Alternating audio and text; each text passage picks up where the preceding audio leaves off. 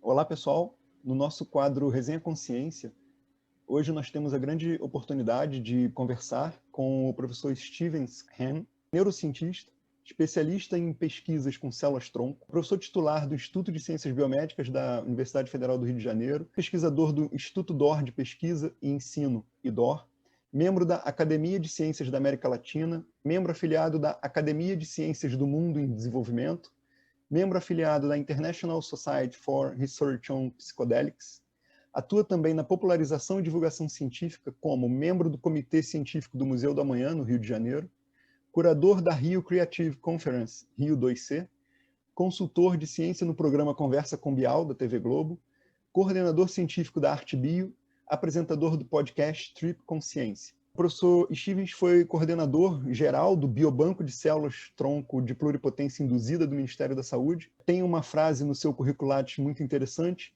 que diz que o Stevens tem interesse em biologia, neurociências e em voltar a sonhar. De fato, a gente está numa fase que a gente tem que voltar a sonhar. Muito legal você colocar isso para a gente se inspirar também. Professor Stevens, muito obrigado pela sua participação no nosso quadro Resenha Consciência. Obrigado, Felipe. Prazer é meu. Você faz uso de uma tecnologia que você consegue monitorar algumas ou talvez a maior parte das etapas do processo de diferenciação de uma célula in vitro, e você pode controlar isso numa questão de tempo, numa questão de espaço, e sem dúvida isso tem uma aplicação para entender várias doenças. Quais são os benefícios de se estudar o que a gente conhece como reprogramação celular? Para falar de reprogramação celular, talvez valha a pena a gente entender a importância de você ter modelos para poder estudar o corpo humano. E no nosso caso, o nosso interesse é em cima de neurociências, o cérebro humano, né? Você pode estudar o cérebro utilizando, por exemplo, técnicas de neuroimagem, em que você estuda o cérebro vivo de uma pessoa através, né, da percepção da atividade cerebral. Você pode utilizar modelos animais, em que você também faz questões experimentais utilizando esses modelos. Você pode utilizar células. A reprogramação celular ela vem para turbinar, de certa forma, o estudo das células como modelo de estudo do corpo humano. É uma técnica que foi desenvolvida em torno de 2006, 2007 no Japão. Um dos pesquisadores que desenvolveu essa tecnologia, que é chamado Shinya Yamanaka, ele ganhou o prêmio Nobel em 2012, então é um período muito curto entre você desenvolver uma técnica e ser reconhecido, né, com o Nobel. E é uma técnica que, na verdade, o que ela faz? Ela faz com que uma célula, digamos assim, trivial, né, como se fosse um fibroblasto, ou uma célula mesmo que é descamada da urina, você faz com que ela, entre aspas, né, volte no tempo e se comporte como uma célula embrionária, né? Você, para isso, você induz a atividade de genes que estão silenciados, né, em virtude do desenvolvimento e que voltam a expressar, né, a funcionar, e fazendo com que aquela célula tenha um comportamento de célula embrionária. A gente pode chamar, né, célula embrionária de pluripotente. O que é uma célula pluripotente? Ela pode dar origem a qualquer tipo de célula do indivíduo. Então, dependendo da receita que você usa, dependendo do protocolo que você usa, você pode criar, a partir de uma célula de um fibroblasto que você reprogramou, você pode criar, por exemplo, um neurônio. Então, eu posso pegar um fragmento da tua pele, uma biópsia, posso pegar a sua urina, onde há células que descamam, reprogramo essas células e crio neurônios que vão ter, por exemplo, o mesmo material genético dos neurônios que estão dentro da sua cabeça. Então, isso abre uma série de perspectivas experimentais que eram inimagináveis há 20 anos atrás. E é justamente essa vantagem metodológica que a gente usa para estudar os diferentes tipos de células que formam, no nosso caso de interesse, né, o cérebro humano, e entender como vírus funcionam, como antidepressivos agem, e, na verdade, várias perguntas que podem surgir ainda por aí. Então, é basicamente isso. Excelente. É uma técnica que nos ajuda a ter um modelo mais sofisticado de diferenciação celular e que faz com que a gente possa criar células dependendo da pergunta experimental que a gente tenha. Então, isso facilita muito para a gente em relação a modelos para você estudar o desenvolvimento humano e estudar também respostas celulares dos mais diferentes tecidos. Isso complementa os estudos que acontecem com modelos animais e, obviamente, também nos ajudam a acelerar pesquisas que seriam muito mais difíceis de serem feitas com seres humanos, principalmente quando a gente está falando no caso de cérebro, né? Você traçou uma linha de pesquisa com essa capacidade de reprogramar células E você também vem desenvolvendo uma ferramenta que complementa, que é quando você trabalha em uma estrutura tridimensional simulando uma fase da produção de um órgão no laboratório, né? E especificamente com seus trabalhos na área de sistema nervoso central, essa criação de mini-cérebros, né, no laboratório, que para a gente era ficção científica há muito pouco tempo, você tem feito isso, né, no seu grupo. Quais seriam as grandes vantagens, né, de você poder trabalhar, então, ao invés de uma cultura de células bidimensional, como a gente fazia há um tempo não muito longínquo, mas agora você trabalha com uma estrutura como um órgão por inteiro, né? Quais seriam as grandes vantagens nesse contexto de se pesquisar as células dentro de um contexto como um mini-órgão, né? No seu caso, como um mini-cérebro, em relação aos outros métodos de cultivo celular que nós temos? Legal, Felipe. Essa tua pergunta, quase que eu fiz aqui um resgate histórico, né, da minha formação. Quando eu comecei no laboratório do Rafael Linden, na UFRJ, eu contribuía com o desenvolvimento de um modelo que a gente estudava as células da retina, mas que eram cultivadas como pedacinhos, né, que a gente chama de explantes.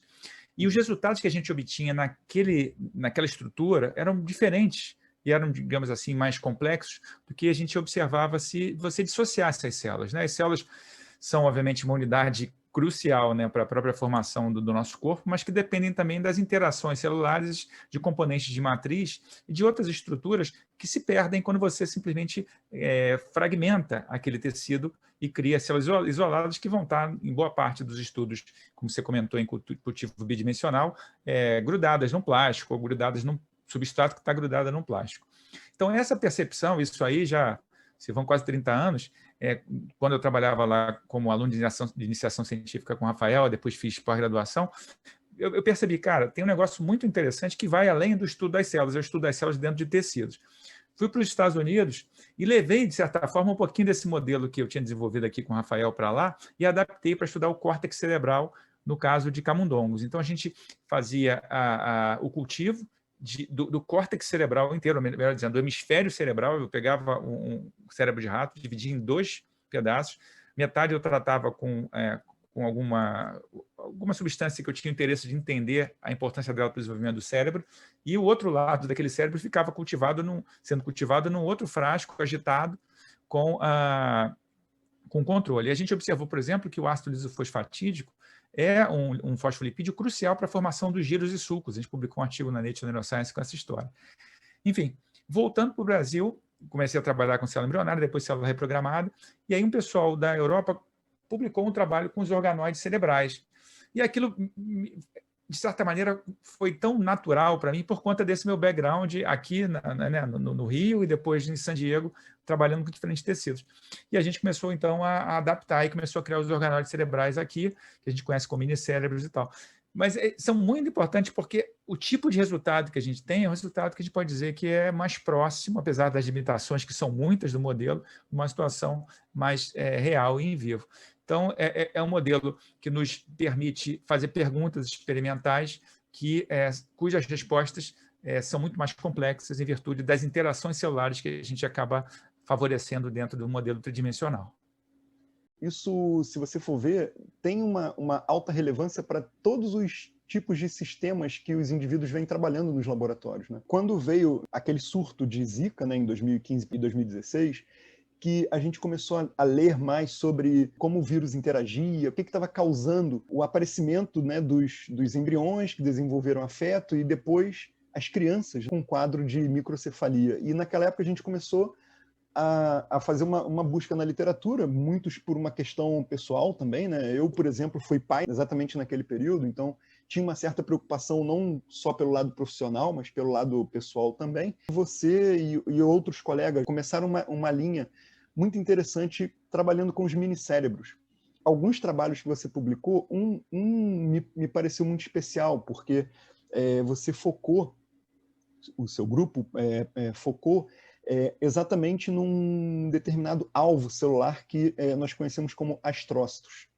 Na sequência, vocês apresentaram também o que as grávidas estavam passando, principalmente na região nordeste do Brasil, e as consequências, por exemplo, do contato com algumas toxinas na água naquela região onde o número de casos de microcefalia foi muito acima da média nacional.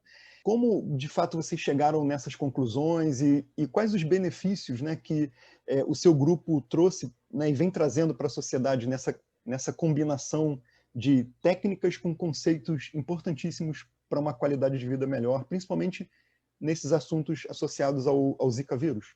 Essa pergunta é uma pergunta complexa porque ela envolve uma série de colaboradores, né, e parceiros aí nessa história toda. Então, talvez vale lembrar que, quer dizer, quando a história quando o Zika começou, né, a aparecer, que os casos de Zika e a possível associação com microcefalia, uma professora colega nossa, que é a Patrícia Garcês, me ligou. Ela tinha acabado de voltar da Inglaterra, ela já havia trabalhado com microcefalia ligada a outros fatores, mas ela dizendo, olha, tem um componente ali de microcefalia que seria importante investigar.